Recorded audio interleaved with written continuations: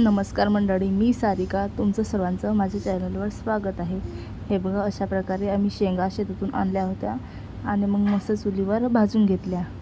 हे बघा गावाकडे कशी सकाळ आहे. तर नळाला पाणी आलं होतं, त्यामुळे सगळ्यांनी बाहेर वाड्यामध्ये आंघोळ करून घेतली.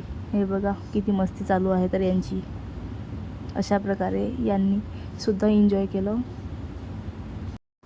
अशा चालू आहे आमच्या उन्हाळ्याच्या सुट्ट्या एन्जॉय करणं. हे बघा मुलं किती मस्तपैकी सुट्ट्या एन्जॉय करत आहे. तर मुलं एन्जॉय करत आहे. मग म्हटलं चला तर तुम्हाला मी माझा वाडासुद्धा दाखवून घेते. हे बघा अशा प्रकारे आमचा गाईंचा वाडा आहे. हे बघा आमच्याकडे 4 गाई आहे आणि 2 म्हशी आहे. मग लगेच घरी आली, भाजीची तयारी केली. हे बघा भाजीसाठी लसूण सोलून घेत आहे.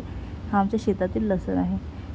आणि हे बघा सकाळचं वातावरण किती मस्त झालं. तर ते मागे पाईप उभे केले आहे. तिथं आमचं मोठं टीन सेट तयार करायचं आहे. मग घरी आली, भाकरी केल्या, भाजी लावली. मग आज गावामध्ये भंगारवाला आला होता. त्या ॲल्युमिनियमच्या बाटल्या कधीचं देण्याचं चालू होतं, तर त्या आज देऊन घेतल्या.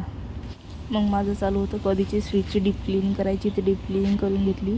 मग लगेच नळाला पाणी आलं होतं, तर पूर्ण पाणीसुद्धा भरून घेतलं. आणि आज आमच्या शेतामध्ये ठिबक टाकण्याचं काम चालू आहे. हे बघा ट्रॅक्टरमध्ये ठिबक टाकलं अशा प्रकारे. आणि मग म्हटलं चला तर आम्ही जो टीन सेट करणार आहे तो तुम्हाला दाखवून घेते. हे बघा अशा प्रकारे टीन सेटचे पाईप उभे केले आहे. आणि हे आहे आमचा वाडा.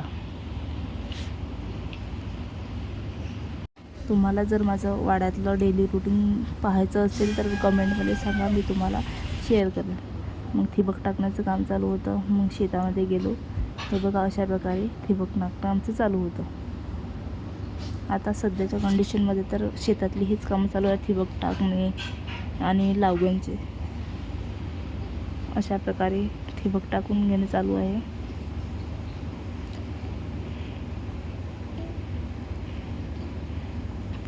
तुमची सुद्धा शेतीतले काय कामं चालू आहेत. तुम्हाला जर माझे शेतातले व्हिडिओ पाहायला आवडत असेल तर कमेंटमध्ये सांगा, मी शूट करण्याचा प्रयत्न करत जाईल. हे बघा अशा प्रकारे आमच्या नळ्या टाकणं चालू आहे. आणि हे शेतातलं वातावरण खूप छान असते सकाळच्या सकाळी. हे बघा कशा मस्त नळ्या टाकणं झालेल्या आहेत. तर पूर्ण नळ्या टाकून घेते, मग भेटते तुमच्याशी.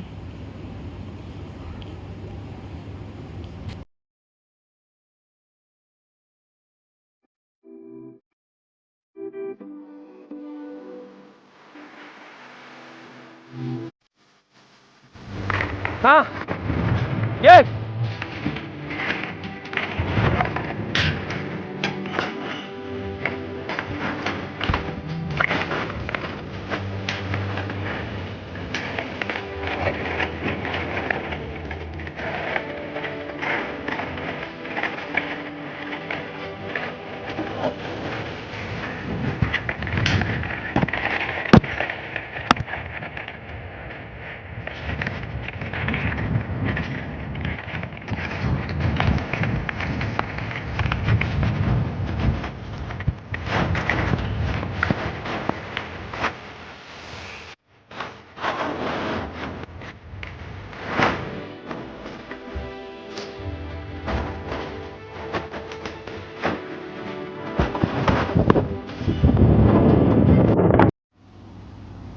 मग दुपारी आमच्याकडे हे बघा निंबाच्या झाडाखाली कशा बाया बसून शेंगा फोडत आहेत. तर इथं माझ्या सासूबाई शेंगा फोडत आहे दिवाळीसाठी. हे बघा अशा प्रकारे आम्ही शेंगा फोडण्याची मशीन आणली आहे. इतक्या शेंगा फोडणं झालेल्या आहेत. अशा प्रकारे ते शेंगांच्या मशीनमधून शेंगा वरतून टाकायच्या खाली, तिथं खाली फुटून वगैरे दाणे रेडी होऊन येतात. हे बघा अशा प्रकारे फुटलेले आहे.